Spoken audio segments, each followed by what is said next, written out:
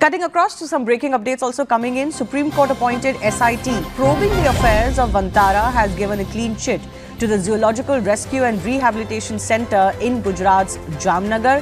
CNN News 18 has also accessed the order copy. Let's go across to my colleague Anand, who's joining us with more on this.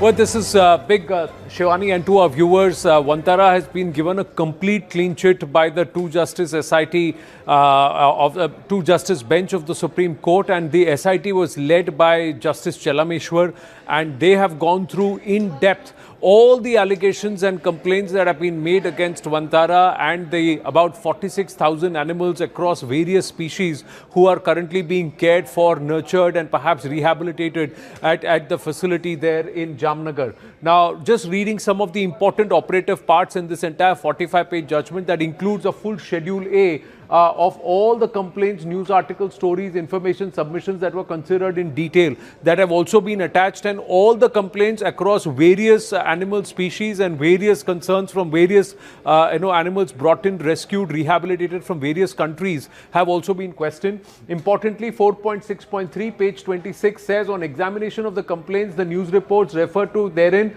and all accompanying references, the SIT finds no credible, tangible or prosecutable evidence material or documentation has been produced in support of allegations.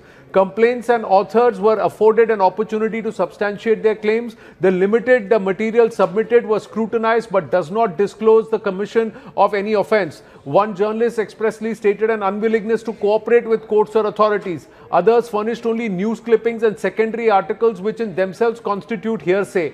At no stage was any material produced that would qualify as material evidence for any further investigation, much less a prosecution or penal measure. The allegations rest wholly on conjecture and surmises on secondary reporting and activist commentary, and none of which have ever met with the prima facie threshold. Now, having considered the entirety of the material placed before it, the SIT has now found anything that would prima facie disclose the commission of any offence to warrant any further action. The complaints are therefore devoid of merit. Very strongly worded. Then all other complaints, 4.6.4, all other complaints, articles, videos and related materials not specifically addressed have also been examined and are liable to be rejected in limine. They are found to be wholly baseless, devoid of even semblance of factual or legal foundation, and the verge of being imaginary. These appear to have been advanced merely to attract attention on the premise that sensational allegations are more likely to gain visibility. And look at the number of people who've been checked or questioned and inquired. In the course of its inquiry, the SIT interacted and obtained inputs from the Collector Jamnagar, the Superintendent of Police, the Secretary Forest Government of Gujarat, the Chief Wildlife Wardens of Gujarat, Assam, Arunachal Pradesh, Tripura, as well as Central Bureau of Investigation, Enforcement Directorate, Wildlife Crime Control Bureau, Director General Forest, Ministry of Environment, Forest and Climate Change, the Directorate of Revenue Intelligence, the Department of Customs, the Sites Management Authority of India, the Animal Quarantine and Control Services, Department of Animal Husbandry and the Central Zoo Authority.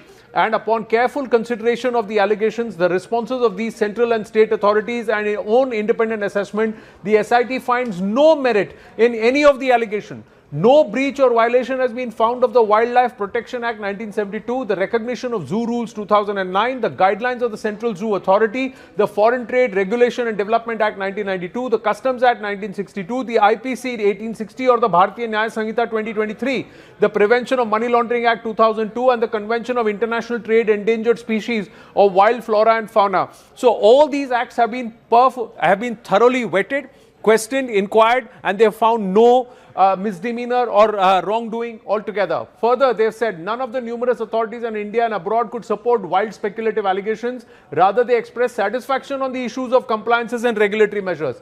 4.6.7, physical inspection of the facilities and animal welfare conditions also belied the speculative apprehensions. 4.6.8, before accepting any animal and its acquisition, not only requisite due diligence is performed, but also indemnity and donor zoo transferor is specifically insisted and kept in records.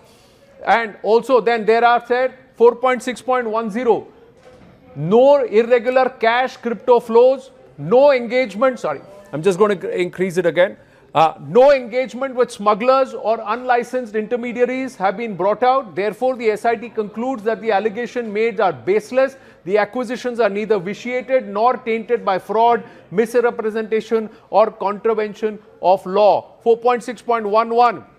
There is no credible, tangible and prosecutable material to prove any wrongful act concerning the possession and acquisition of animals by any donor zoo of any foreign country. However, suspicions have been raised qua local commercial acquisition of animals by donor zoo of foreign countries.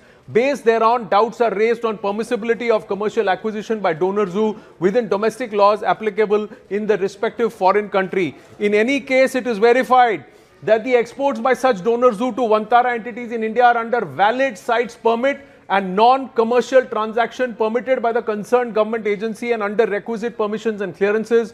Once the concerned foreign government agencies have allowed such exports and the import thereof is accepted, all concerned authorities in India, there is no reason for Vantara entities or Indian statutory authorities either to go behind the permits, clearances, certificates issued abroad, to investigate, ascertain, issue of possession and acquisition of donor zoo being compliant of domestic laws in the respective foreign country. That means there is no smuggling, no trafficking of any of the wildlife or endangered species who have been rescued, rehabilitated. So it's everything is above board. Just quickly scrolling down to the operative part towards the end, Shivani, before I hand it back to you, this is also important. Towards the end, they have very clearly said, in any event, there is no credible, tangible, 4.6.25.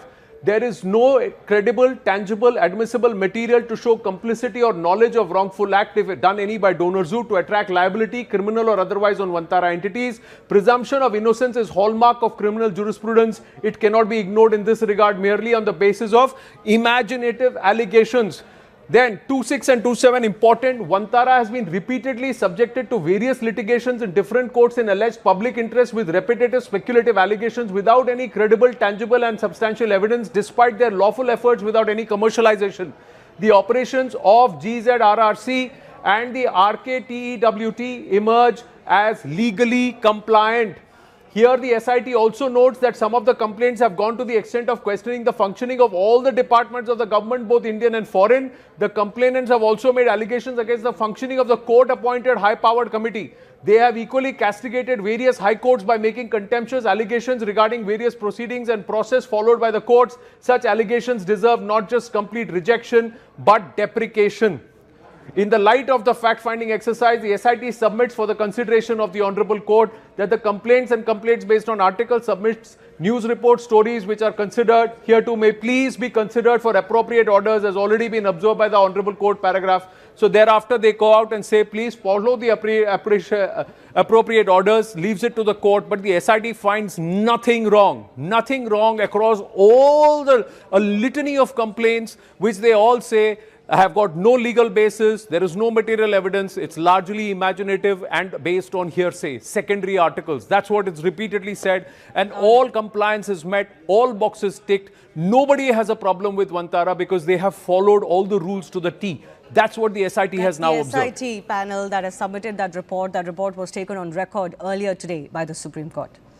News18.com marches way ahead of the Times of India with 38% more users on native and social platforms. Network 18, the undisputed leader of news networks, way ahead of the Times.